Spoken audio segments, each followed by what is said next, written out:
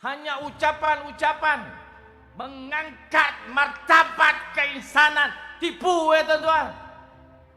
Nak kekal sebagai ketua, nak kekal sebagai pemimpin, nak sokongan bangsa lain, burukkan bangsa sendiri, bunuh bangsa sendiri asal aku kekal. Geram 25 tahun dah duk angan-angan untuk diri je. Guna semua. Orang panggil tunggang.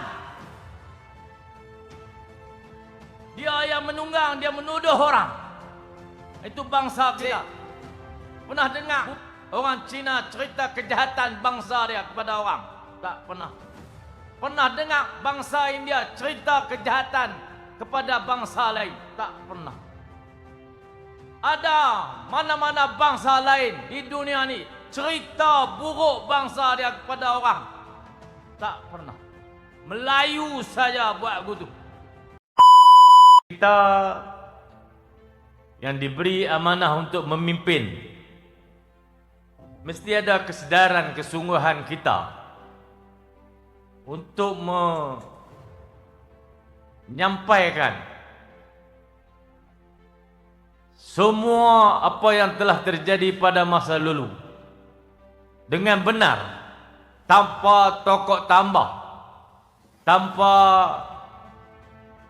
penjulingan, supaya generasi sekarang sedar mereka sedang ada di mana dan apakah rancangan mereka untuk ada di depan. Demikianlah muzium dan sejarah dipelajari, diwariskan kepada generasi demi generasi sampailah kepada kita. Perang musuh bisik ini adalah satu peristiwa besar yang patut menjadi bahan bukan saja untuk dikenang, malah untuk disedari bahawa perang ini tidak pernah berhenti. Sekarang pun musuh masih berbisik-bisik bersama mereka. Kita saja alpa, kita saja bodoh, tanpa segan silu, tanpa rasa malu, membongkar segala keburukan, kebobrokan bangsa sendiri untuk tontonan orang ramai. Inilah bangsa kami yang huduh, yang buruk, yang comot. Semua pendedahan keburukan bangsa kita kepada orang lain hanya atas kepentingan pilihlah aku untuk jadi pemimpin. Buat ni semua buruk, yang elok aku seorang, maka pilihlah aku. Itulah tujuan pendedahan ini semua. Bukan ada kebaikan apa satu pun. Apakah yang telah dicapai oleh bangsa kita selepas tahun demi tahun mendedahkan kejahatan, kebobrokan, kebusukan bangsa kita kepada orang lain? Apakah kelebihan yang kita dapat? Apakah tamadun yang telah kita bina daripada pendedahan itu semua? Tak ada satu pun tuan-tuan, melainkan bangsa kita semakin hari semakin dipandang hina. Musuh hanya berbisik-bisik. Pernah dengar orang Cina cerita kejahatan bangsa dia kepada orang? Tak pernah. Pernah dengar bangsa India cerita kejahatan kepada bangsa lain? Tak pernah. Ada mana-mana bangsa lain di dunia ni cerita buruk bangsa dia kepada orang? Tak pernah. Melayu saja buat begitu.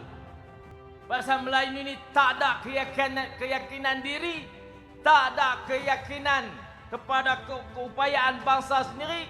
Dia perlu sokongan bangsa lain untuk dia jadi ketua, untuk dia memimpin, menjarah dan menikmati semua keistimewaan sebagai ketua. Maka dia burukkan bangsa dia untuk dapat sokongan bangsa lain. Itulah yang sedang terjadi pada masa ini. Maka musuh terus berbisik-bisik, orang Melayu terus hinggap bersipongang memburukkan bangsa sendiri. Semua keburukan didedah waktu ada pemilihan. Tujuannya apa? Supaya mereka satu puak tidak dipilih, pilihlah aku. Tak ada niat selain pada itu. Hanya ucapan-ucapan mengangkat martabat keinsanan. Tipu tuan-tuan. Nak kekal sebagai ketua, nak kekal sebagai pemimpin, nak sokongan bangsa lain, burukkan bangsa sendiri, bunuh bangsa sendiri asal aku kekal.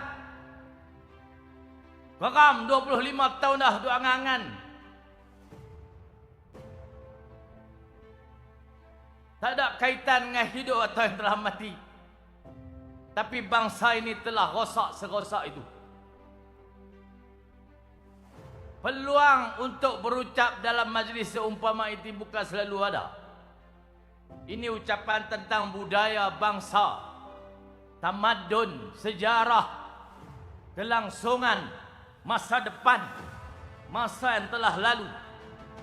1838 adalah detik ditawan semula tanah ini, dipimpin oleh Tengku Muhammad Saad, Tengku Kudin, dengan segala ketumbukan rantau ini datang bantu atas seruan jihad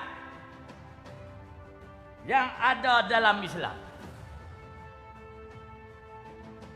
Melayu ni tuan-tuan mulia, hebat, bertamadun hanya kerana datangnya Islam.